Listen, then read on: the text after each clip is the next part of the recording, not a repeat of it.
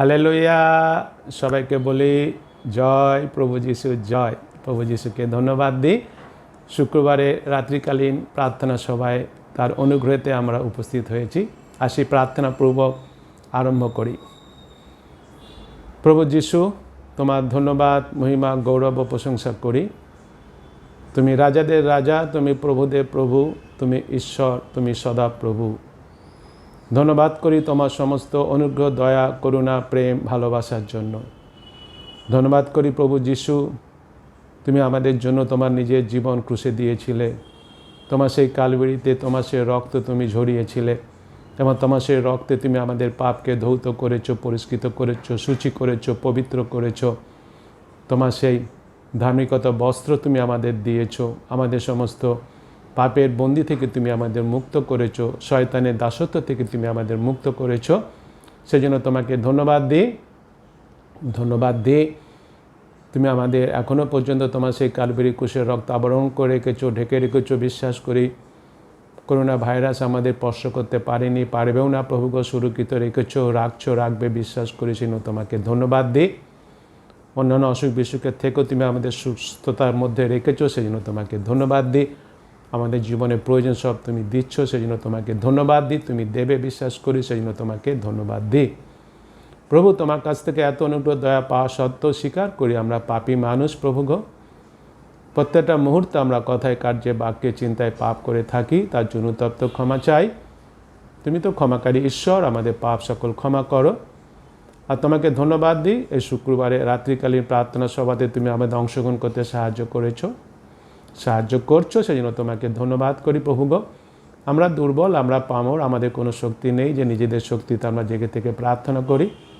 কিন্তু তুমি বলেছো তোমার আজ্ঞা, তোমার আদেশ যেন আমরা জেগে থাকি, প্রার্থনা করি।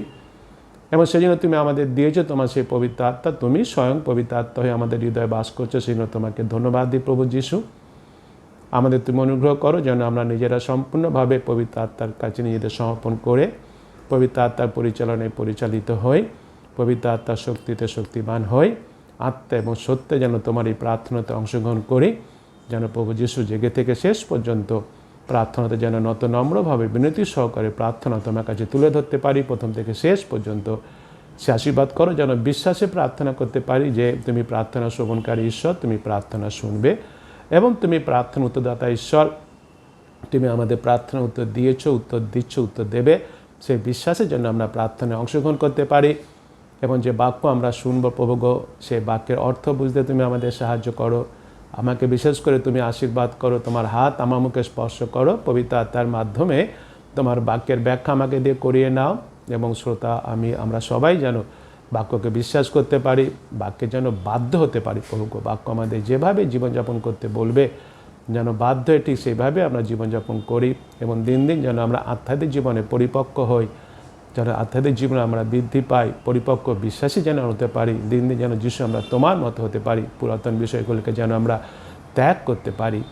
তুমি আমাদের সেভাবে প্রত্যেককে আশীর্বাদ করো। এই শুক্রবারে রাত্রিকালীন প্রার্থনা সভা ভার তুমি নাও। আমরা প্রথম থেকে শেষ পর্যন্ত যা কিছু করবো তার প্রত্যেকটি যেন তোমার উদ্দেশ্যেই করি, তোমার গৌরবার্থেই করি এবং তার প্রত্যেকটি যেন ঊর্ধ্বে স্বর্গে তোমার কাছে গ্রাহ্য হয় এবং তোমার প্রচুর আশীর্বাদ, সুখ, শান্তি, আনন্দ যেন আমাদের সবার হৃদয়ে নেমে আসে। সে অনুগ্রহ তুমি করো। ধন্যবাদ, মহিমা, গৌরব, প্রশংসা তোমাকে দিয়ে ধন্যবাদ সহকারে এই প্রার্থনা যিশুর নামে চাই, আমেন। আসি আমরা ঈশ্বরের বাক্য দেখি। লূক লিখিত সুসমাচার তার 18 অধ্যায় 14 পদ। আসি আমরা সবাই মিলে একসাথে পাঠ করি। আমি তোমাদিগকে বলিতেছি, এই ব্যক্তি ধার্মিক গণিত হইয়া নিজ গৃহে নামিয়া গেল, ওই ব্যক্তি নয়। কেননা যে কেউ আপনাকে উচ্চ করে তাহাকে নত করা যাইবে, কিন্তু যে আপনাকে নত করে তাহাকে উচ্চ করা যাইবে। আমেন। ঈশ্বর তার আপন পবিত্র বাক্যে আশীর্বাদ করুন। আসি আমরা সবাই মিলে একসাথে প্রেরিতের বিশ্বাস সূত্র বলি। আমি ঈশ্বরে বিশ্বাস করি, যিনি স্বর্গ ও পৃথিবীর সৃষ্টিকর্তা, সর্বশক্তিমান পিতা এবং তাহার একমাত্র পুত্র আমাদের প্রভু যীশু খ্রিস্টে, যিনি পবিত্র আত্মার দ্বারা গর্ভস্থ হইলেন, কুমারী মরিয়ম হইতে জন্মিলেন, পন্তীয় পিলাতের সময় দুঃখ ভোগ করিলেন, ক্রুশবিদ্ধ হইলেন, মরিলেন ও কবরস্থ হইলেন, তৃতীয় দিবসে মৃতদের হইতে পুনরায় উঠিলেন, স্বর্গে আরোহণ করিলেন এবং সর্বশক্তিমান পিতা ঈশ্বরের দক্ষিণ পার্শ্বে বসিয়া আছেন। তথা হইতে জীবিত মৃতদের বিচার করিতে আসিবেন। আমি পবিত্র আত্মায়, পবিত্র সর্বজনীন মণ্ডলীতে, সাধুদের সহভাগিতায়, পাপ মোচনে, শরীরে পুনরুত্থানে, অনন্ত জীবনে বিশ্বাস করি। আমেন।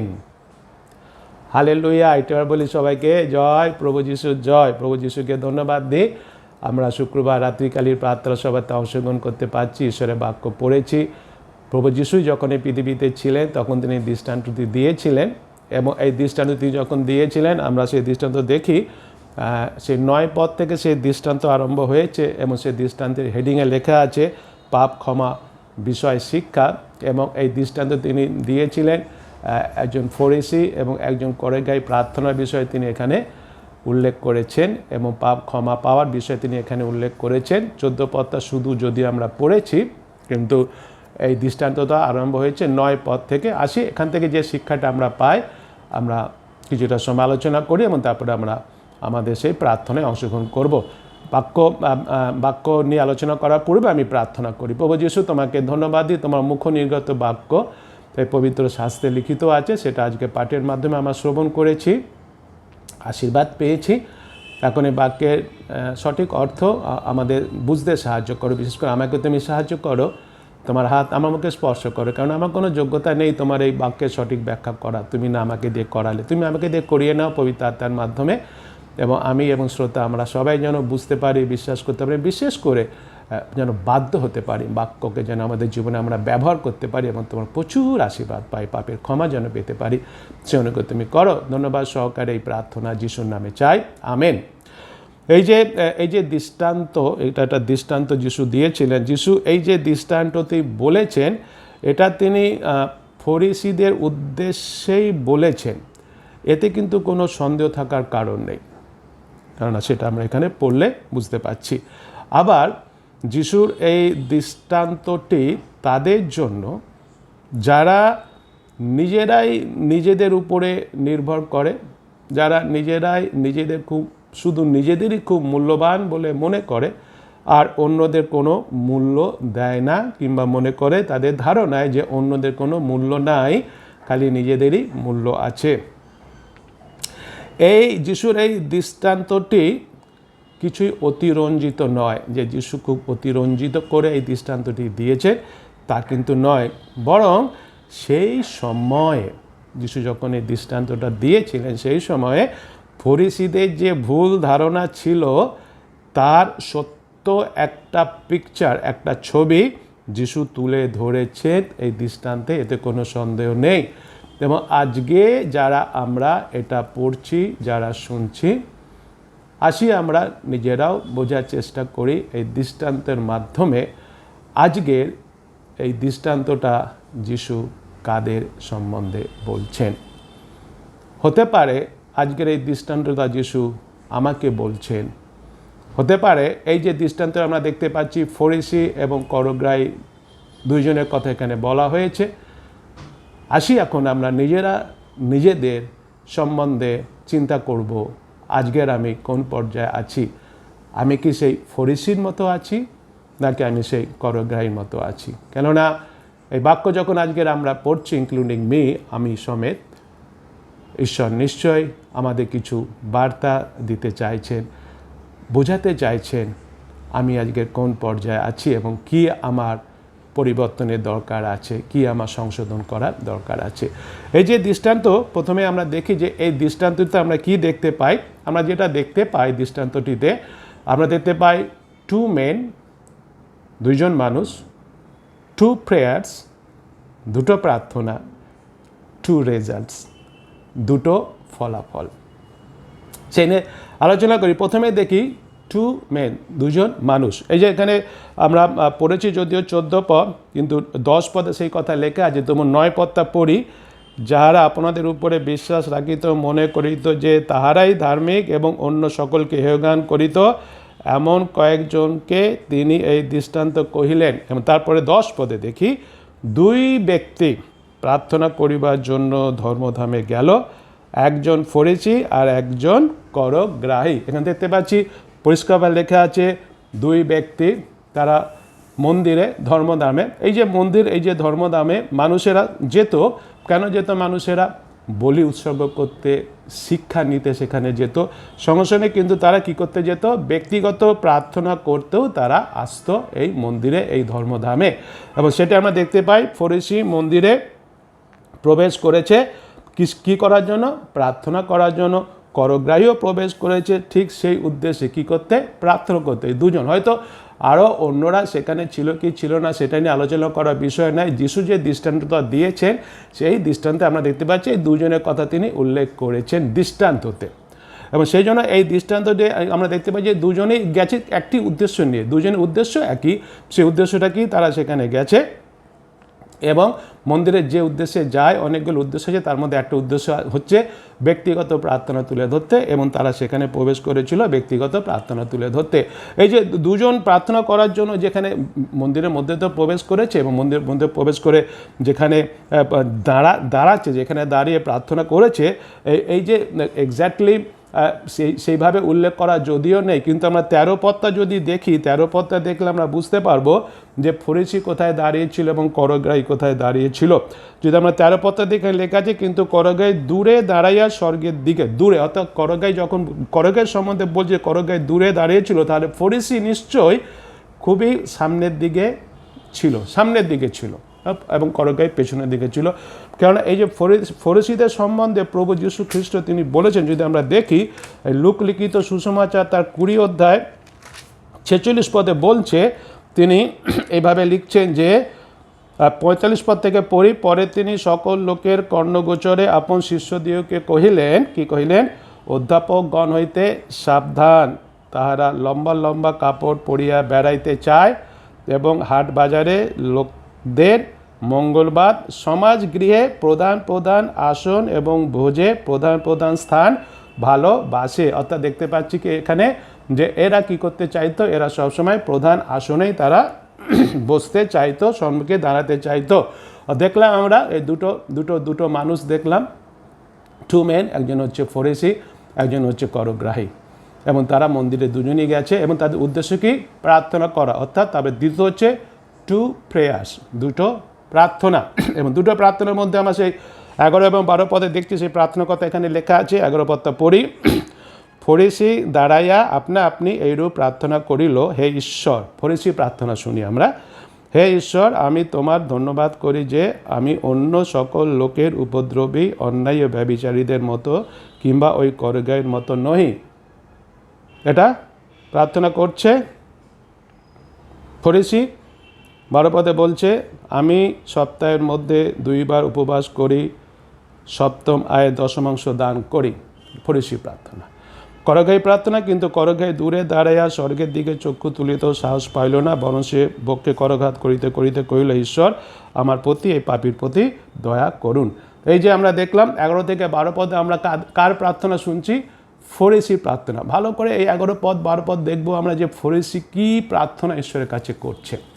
এবং 13 পদটা আমরা দেখবো যখন সেই করগ্রাহী প্রার্থনা, সেই 13 পদে আমরা সেই করগ্রাহী প্রার্থনা দেখতে পাই। প্রথমত দেখি আমরা যে প্রার্থনা, প্রথমেই আমরা শুনলাম যে ফরিসি প্রথমে তার কী করলো?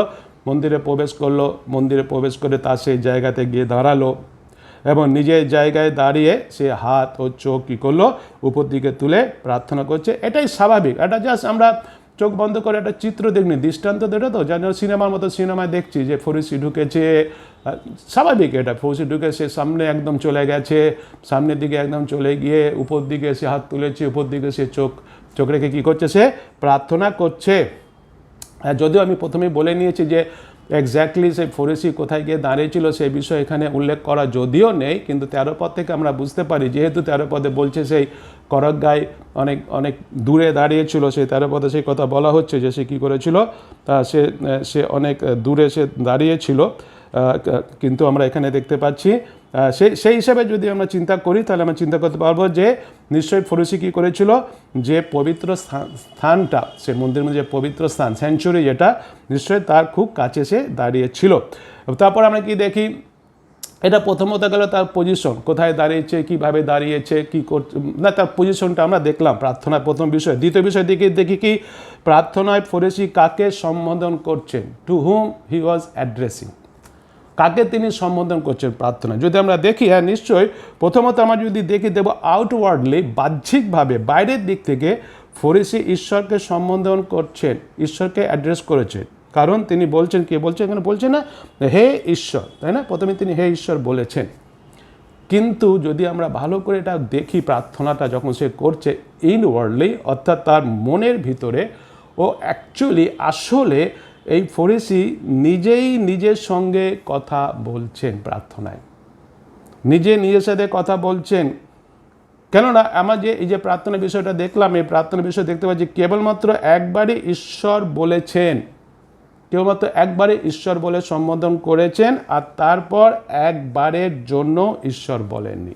বলেছেন কি, এই যে আমরা দেখছি 11-12 পদে, একবারের জন্য বলেননি, কিন্তু তিনি যেটা বলেছেন, যদি আমরা ভালো করে এটা পড়ি, তার সমগ্র প্রার্থনায় সে নিজেই নিজেকে সম্বন্ধে প্রশংসা করে গেছে। সে নিজেই নিজের সম্বন্ধে কি করে গেছে, প্রশংসা করে গেছে, নিজেই নিজেকে অভিনন্দন করে গেছে, বা নিজেই নিজেকে অভিনন্দন করেছে প্রার্থনা। যদি আমরা দেখি প্রার্থনা সেই বিষয়বস্তুর মধ্যে, সেটাই আমরা দেখতে পাই। সাধারণত কী হয়, যদি কোনো মানুষ কোনো বিষয় সাফল্যমণ্ডিত হলো, ভালো কিছু করলো, তখন অন্যরা কি করে, সে মানুষকে অভিনন্দন জানায়। কিন্তু এ কী করছে, নিজেই নিজের সম্বন্ধে কি করছে, নিজেকেই অভিনন্দন জানাচ্ছে, নিজের সম্বন্ধে প্রশংসা করছে, প্রার্থনা করছে, কিন্তু নিজেকেই বাহবা দিচ্ছে, নিজেকেই প্রশংসিত করছে, নিজেকেই কি করছে, অভিনন্দন করছে, নিজে থেকে। ফরিসির আরেকটা বিষয় যদি আমরা এখানে লক্ষ্য করে দেখি, ফরিসি তার প্রার্থনায় কোথাও, এই যে ফরিসি প্রার্থনা তার কোথাও আমরা শুনলাম না, বা ফরিসি তার প্রার্থনায় কখনোই তার পাপ স্বীকার করেনি। করেছে, তার পাপ সম্বন্ধে কোনো স্বীকার করেছে? এই যে প্রার্থনা দেখতে পাচ্ছি আমরা 11 পদে 12 পদে, সেখানে আমরা কি দেখতে পাই, সে একবারও সে নিজেকে পাপী বলে সম্বোধন করেনি, সে একবারও তার পাপের জন্য অনুশোচনা করেনি, সে একবারও সে পাপ কি করেনি, পাপ স্বীকার সে করেনি, একবারও সে করেনি। তার প্রার্থনা কোথাও সে ঈশ্বরকে বলেনি যেন সে যে পাপ করেছে তা যেন ঈশ্বর ক্ষমা করেন, বলেছে? কোথাও সে বলেনি। প্রথম থেকে শেষ পর্যন্ত আমরা দেখলাম 11-12 পদে, কোথাও উল্লেখ করেনি নিজেকে পাপী বলে, কোথাও সে উল্লেখ করেনি আমি পাপ করেছি, ঈশ্বর তুমি আমার পাপ সকল ক্ষমা করো। এখন এখানে আসি আমরা বিশ্বাসী ভাই বোন, আমরা তো বিশ্বাসী, আমরা নিজেকে একটা প্রশ্ন করি, আমাদের মধ্যে এই প্রশ্নটা করতে হবে, নিজেকে প্রশ্ন করতে হবে এবং নিজেদের সম্বন্ধে সতর্কতা সচেতনতা অবলম্বন করতে হবে। যদি এই ফরিসির মধ্যে ডিভাইন অর্থাৎ পবিত্রতার উপস্থিতির অনুভূতি থাকতো, এই ফরিসির মধ্যে ডিভাইন অর্থাৎ পবিত্রতার উপস্থিতির অনুভূতি থাকতো, প্রশ্ন এটা, তাহলে ফরিসি কি তার যে অপরাধ সেই অনুভূতি পেতেন না? নিজেকে প্রশ্ন করি, পবিত্রতার উপস্থিতি যদি থাকে তাহলে নিশ্চয় আমি যে একটা পাপী সেই অনুভূতি কি আমার মধ্যে থাকবে না? ফরিসির মধ্যে সে কি অনুভূতি ছিল? সে একজন পাপী যদি থাকতো, সে নিশ্চয় কী করতো? স্বীকার করতো। অর্থাৎ এর মাধ্যমে আমরা কী বুঝতে পারছি? নিশ্চয়ই আমরা বুঝতে পারছি প্রার্থনা করছে, কিন্তু তার মধ্যে একটা বিষয়ের উপস্থিতি অভাব ছিল, যেটা হচ্ছে খুবই গুরুত্বপূর্ণ বিষয় প্রার্থনায়। আমরা নিশ্চয় বুঝতে পারছি বিশ্বাসী ভাই বোন। তাছাড়াও যদি আমরা দেখি এই যে ফরিসি যে প্রার্থনা, সেই প্রার্থনায় আরও কয়েকটা বিষয় আমরা দেখি। ফরিসি তার প্রার্থনায় প্রথমেই নিজেকে অন্যদের সঙ্গে তুলনা করছে, তাই না? প্রার্থনা যখন বলছে নিজেকে অন্যদের সাথে তুলনা করছে, এবং যাদের সাথে সে তুলনা করছে নিজেকে, তাই না, যে নিজেকে তো অন্যদের সাথে তুলনা করেছে প্রার্থনা আমরা দেখতে পাচ্ছি, কিন্তু যে সমস্ত মানুষের সাথে তার নিজের তুলনা করছে, সেই সমস্ত মানুষরা কি খুব ভালো মানুষ? সে ভালো মানুষের সাথে কি তার তুলনা করেছে? সে দাউদের সাথে তুলনা করেছে, মসির সাথে তুলনা করেছে, আব্রাহামের সাথে তুলনা করেছে, দানিয়েলের সাথে তুলনা করেছে? না, কিন্তু তুলনা করেছে তাদের সাথে যাদের রেপুটেশন ভালো না, যাদের সুনাম নেই, তাদের সাথে নিজেকে কি করছে? নিজেকে তুলনা করেছে, সেটা দেখতে পাই না? কী বলছে এখানে? কি বলছে? আমি অন্য সকল লোকের এই যে বলছে, আমি অন্য সকল লোকের, এবং অন্য সকল লোক বলতে কাদের তুলনা করছে? উপদ্রবী অর্থাৎ রবার, দস্যু, তারপর বলছে অন্যায় অর্থাৎ প্রতারক ও ব্যভিচারীদের, মতো নয়। অর্থাৎ সে নিজেকে তুলনা করছে এই সমস্ত যাদের কোনো সুনাম নেই তাদের সাথে নিজে কী করেছে, নিজেকে কি করেছে, তুলনা করেছে। আরও যদি আমরা দেখি, এবং তারপর সে কী করেছে, আশ্চর্যের বিষয় হচ্ছে এটাই, হঠাৎ সে কী করেছে, ফরিসি তার প্রার্থনায় তার দৃষ্টি আকর্ষণ করলো কার দিকে, সে করগ্রাহীর দিকে। তারপরে দেখেছে না, কিন্তু ওই করগ্রাহীর মতো নয়, সে করগ্রাহীর দিকে তার দৃষ্টি আকর্ষণ করলো। যে করগ্রাহী তখন সে কী করছে, নিজে বুকে আঘাত করে ঈশ্বরের কাছে তার করুণা পাওয়ার জন্য প্রার্থনা করছে। সেদিকে সে কী করলো, তার নিজের দৃষ্টিকে আকর্ষণ করলো। এইটা ছিল এই ফরিসির প্রার্থনার বিষয়বস্তু। এবার দেখি আমরা করগ্রাহী বিষয়টাকে দেখি। আমি বলেছিলাম না যে দুটো মেন, সে হচ্ছে একটা ফরিসি, একটা করগ্রাহী। 2 প্রেয়ার্স, একজনের প্রার্থনা আমরা শুনলাম, দুটো প্রার্থনা, একজনের প্রার্থনা শুনলাম, ফরিসির প্রার্থনা। আর করগ্রাহীর প্রার্থনা এখানে আমরা কি দেখতে পাই, করগ্রাহী বিষয় যেটা আমরা দেখতে পাই 13 পদটা আরেকবার পড়ি। কিন্তু করগ্রাহী দূরে দাঁড়াইয়া স্বর্গের দিকে চক্ষু তুলিতেও সাহস পাইল না, বরং সে বক্ষে করঘাত করিতে করিতে কহিল, হে ঈশ্বর, আমার প্রতি এই পাপীর প্রতি দয়া করো। করগ্রাহী কী করছে এখানে পরিষ্কারভাবে দেখতে পাচ্ছি। এর আগেও আমরা 13 পদটা দেখেছিলাম, দূরে দাঁড়িয়েছে। দূরে দাঁড়িয়েছে মানে কি, সে মন্দিরে যে বাইরে ছিল তা কিন্তু নয়, সে নিশ্চয়ই করগ্রাহী মন্দিরের ভিতরেই ছিল, ভিতরেই আছে, সে ভিতরে এসেছে। এবং তারপরে যেটা দেখতে পাই করগ্রাহী জীবনে, যেটা আমরা দেখতে পাই, করগ্রাহী কী করেছিল, করগ্রাহী মরিয়া ঈশ্বরকে পাওয়ার জন্য সে একদম মরিয়া হয়ে আছে ঈশ্বরকে পাওয়ার জন্য। কোন ঈশ্বরকে? সেই ঈশ্বর, যে ঈশ্বর ক্ষমাকারী, যে ঈশ্বর প্রেমময়। হালেলুয়া। হ্যাঁ, সেই ঈশ্বরকে পাওয়ার জন্য একদম মরিয়া হয়ে সে আছে। করগ্রাহী প্রার্থনায় সেটা আমরা দেখতে পাই। কিন্তু মন্দিরে প্রবেশ করে পবিত্র জায়গা থেকে সে অনেক দূরে দাঁড়িয়েছে। হ্যাঁ, মন্দিরে প্রবেশ করেছে, ঈশ্বরকে পাওয়ার জন্য একেবারে মরিয়া, সে পবিত্র ঈশ্বর, প্রেমময় ঈশ্বর, ক্ষমাকারী ঈশ্বর, কিন্তু সে পবিত্র স্থান মন্দিরের মধ্যে তার থেকে কী করেছে, সে অনেকটা দূরে দাঁড়িয়ে আছে। দ্বিতীয়ত কী দেখতে পাই আমরা, করগ্রাহী তার পাপের জন্য অনুতপ্ত। তাই না, এখানে পরিষ্কারভাবে বলছে, আমরা দেখতে পাচ্ছি সে পাপের জন্য সে অনুতপ্ত, সে লজ্জিত তার পাপের জন্য, অর্থাৎ তার নিজের জন্য সে লজ্জিত।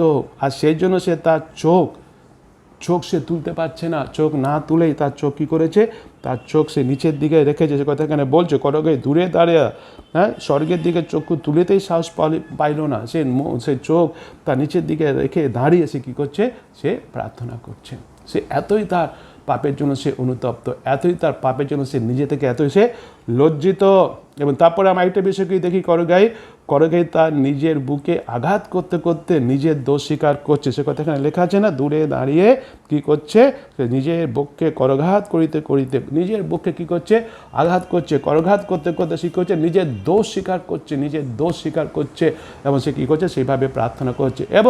এবং সব থেকে আসল বিষয় যেটা আমরা দেখি, করগ্রাহী ঈশ্বরের উপস্থিতির সম্বন্ধে গভীর সচেতন হওয়ার কারণে, অর্থাৎ সেই করগ্রাহীর মধ্যে একটা গভীর সচেতনতা ছিল যে ঈশ্বরের উপস্থিতি রয়েছে, এবং সেই জন্য সে কী করেছিল, প্রার্থনায় ঈশ্বরকেই তুলে ধরেছেন, প্রার্থনায় তিনি তুলে ধরেছেন।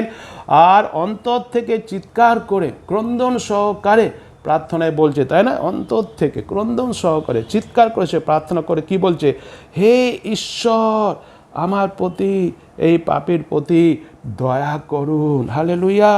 দেখতে পাচ্ছি সে একদম চিৎকার করে ক্রন্দন সহ, কারণ তার সে সচেতন সে ছিল যে তার ঈশ্বর উপস্থিতি রয়েছে। এবং আমরা বুঝতে পারছি সে সম্পূর্ণভাবে হৃদয় থেকে, সে বাহ্যিক দিক থেকে যে ঈশ্বরকে যে অ্যাড্রেস করছে তা নয়, একদম অন্তর থেকে ক্রন্দন সহকারে ঈশ্বরকে সে বলছে, হে ঈশ্বর, আমি পাপী, আমার প্রতি কী করুন, আমার প্রতি দয়া করুন। করগ্রাহী আন্তরিকভাবে ও দৃঢ়তার সাথে ঈশ্বরের কাছে প্রার্থনায় অনুরোধ করছেন, একদম দৃঢ়তার সাথে, আন্তরিকতার সাথে, হৃদয় থেকে নিজেকে পাপী বলে স্বীকার করে, অনুশোচনা করে, লজ্জিত হয়ে ঈশ্বরের কাছে কী করছে, ঈশ্বরের কাছে প্রার্থনা করছে, অনুরোধ করছে।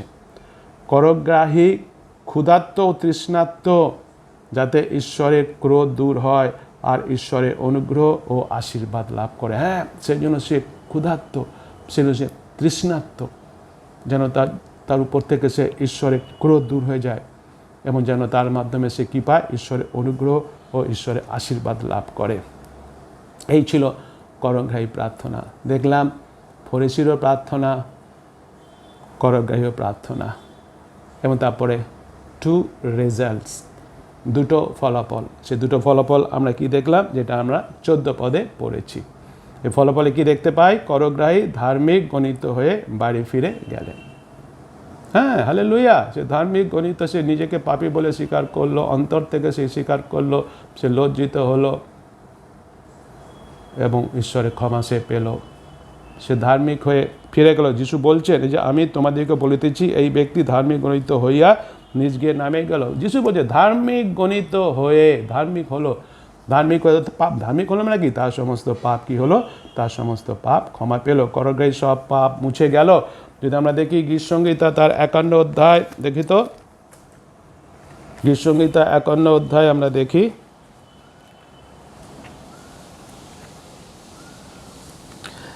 গীতসংহিতা 51 অধ্যায়ের আমরা দেখি 1-2 পদ বলছে, হে ঈশ্বর, তোমার দয়া অনুসারে আমার প্রতি কৃপা করো, তোমার করুণার বাহুল্য অনুসারে আমার অধর্ম সকল মার্জনা করো, আমার অপরাধ হইতে আমাকে নিঃশেষে ধৌত করো, আমার পাপ হইতে আমাকে সূচি করো।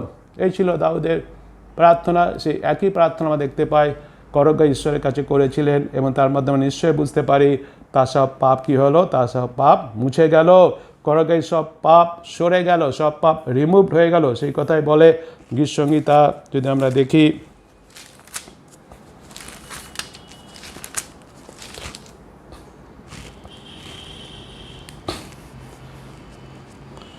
একশো 3 অধ্যায় 12 পদ, 103 অধ্যায় 12 পদে বলছে, পশ্চিম দিক হইতে পূর্ব দিক যেমন দূরবর্তী, তিনি আমাদের হইতে আমাদের অপরাধ সকল তেমনি দূরবর্তী করিয়াছেন। দূরে চলে গেল। হ্যাঁ, কারণ সে কী করেছিল, সত্যি করে সে হৃদয় থেকে অনুতপ্ত হয়েছিল, নিজেকে পাপী বলে স্বীকার করেছিল, ক্রন্দন করেছিল, লজ্জিত হয়েছিল, পাপ ক্ষমা চেয়েছিল, পাপের ক্ষমা সে পেল। এবং যদি আরও দেখি আমরা যে সব পাপ সমুদ্রের গভীরে ফেলে দেওয়া হলো, সে করগ্রাহী পাপ, সে কথা বলে। আমরা যদি দেখি মিকা ভাববাদী তার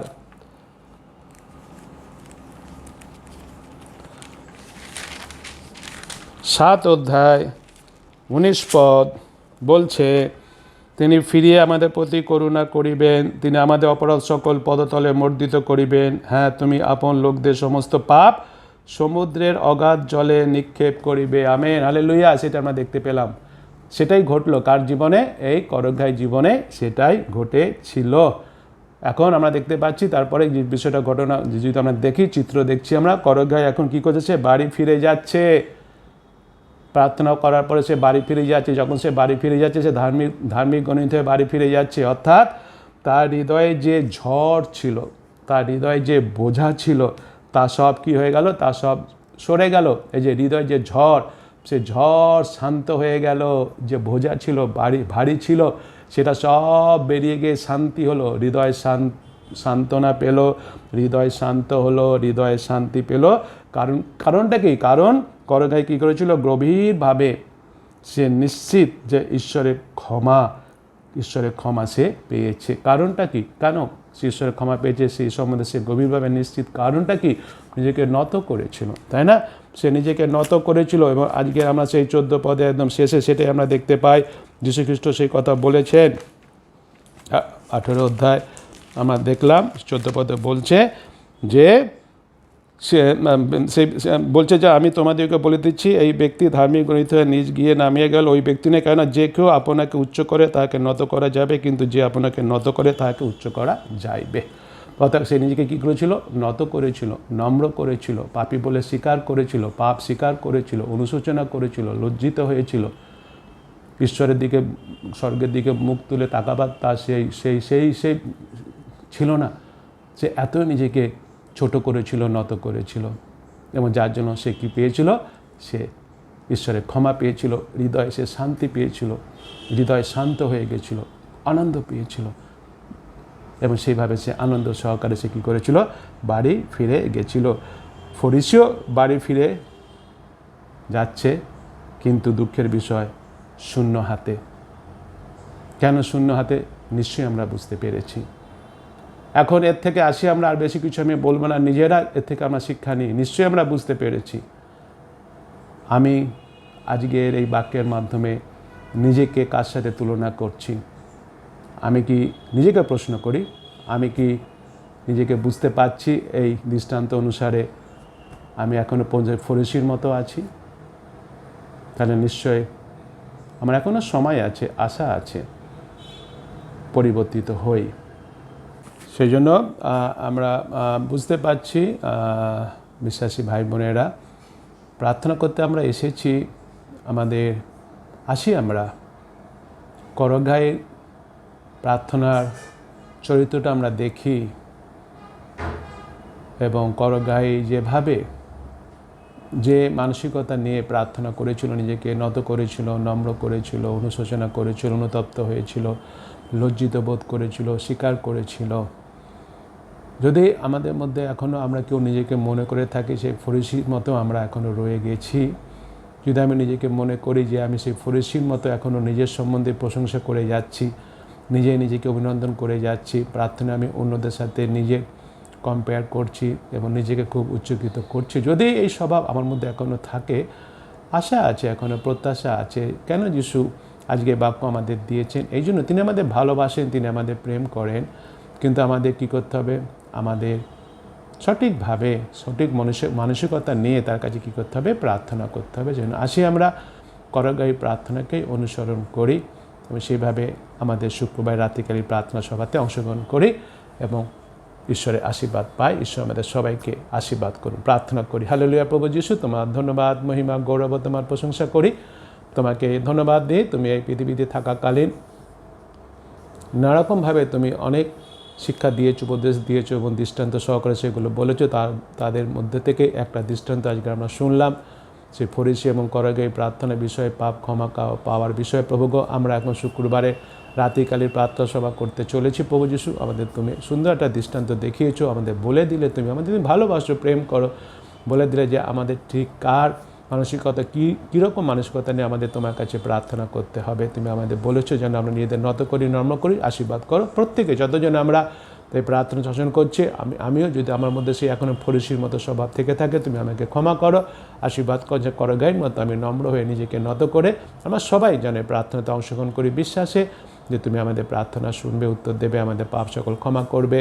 আমাদের মধ্যে যে ঝড় বইছে সেই ঝড় আমাদের হৃদয় থেকে দূর হয়ে যাবে, আমাদের হৃদয় সেই শান্ত হবে এবং আমার হৃদয়ে যে বোঝা আছে সে পাপের বোঝা আমাদের হৃদয় থেকে চলে যাবে এবং শান্তি আমরা হৃদয়ে পাবো। সেই বিশ্বাসে নত নম্রভাবে প্রভুগ আমাদের প্রার্থনায় অংশগ্রহণ করতে সাহায্য করো। সকল ধন্যবাদ তোমাকে দিয়ে, ধন্যবাদ সহকারে এই প্রার্থনা যিশুর নামে চাই, আমেন।